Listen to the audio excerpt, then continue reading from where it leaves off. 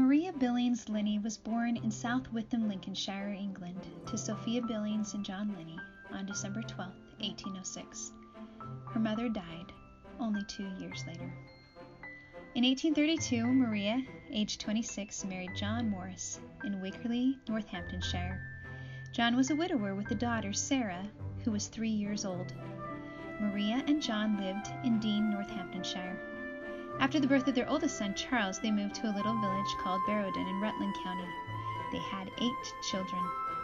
Stories say that around 1845, a member of the Church of Jesus Christ of Latter-day Saints named Thomas Smart went to work dyeing wool mats in Barrowden. Soon after he arrived, he began preaching his faith to anyone who would listen.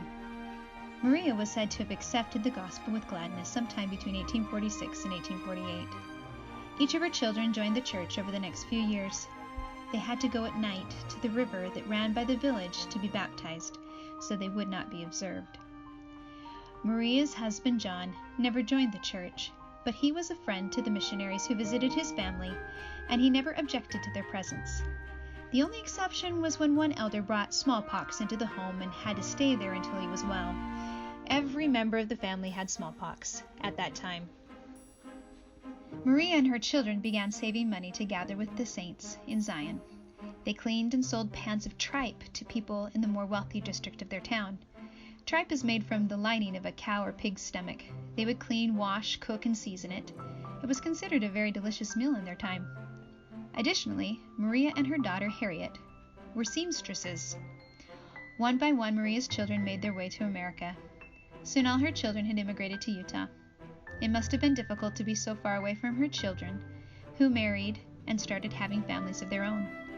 The closing lines of one letter she sent to her children in Utah gives us some insight to her love for her family. My dear son and daughter, I will bring my letter to a close, praying the Lord to bless and prosper you. Your father and William join me in a wave to you all. We remain your affectionate father and mother. In the spring of 1866, Maria's son Robert sent her money for her to travel to Utah. Maria's husband John stayed behind with his daughter Sarah, who had not accepted the gospel. What a decision to make!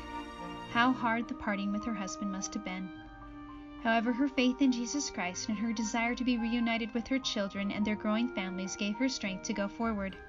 And so, alone at the age of 59, she boarded the ship John Bright on April 30th, 1866 in Liverpool, England. The ship arrived in New York 5 weeks later on June 6th. Maria probably traveled from New York by train and steamship to the town of Wyoming in Nebraska Territory. There she joined the John D. Holiday Wagon Company. They left on July 19th and arrived in Salt Lake City on September 24th. It is likely she walked most of the way to Utah. What a joyous reunion it must have been. It had been over 10 years since she had seen some of her children. How happy she would have been to meet her 10 living grandchildren. Over 30 more grandchildren would be born during Maria's lifetime. Her heart must have rejoiced to be so close to her children and grandchildren, though there was always sorrow for the sea between her and her husband, to whom she wrote regularly until his death in 1882. Maria lived in Salt Lake City the rest of her life. She earned her living going out to nurse sick people and doing the washing for families. On the 1870 and 1880 U.S. Census records, we find her living with her son Robert. It is said she had very good health and never even had a headache. Her family said that Maria was a good cook and housekeeper and taught her children to do things proper. She died on the 17th of November, 1889, at the age of 83. She was a woman of faith and courage. She worked hard her whole life. She loved her family dearly. She was true to her faith in Jesus Christ and served with love.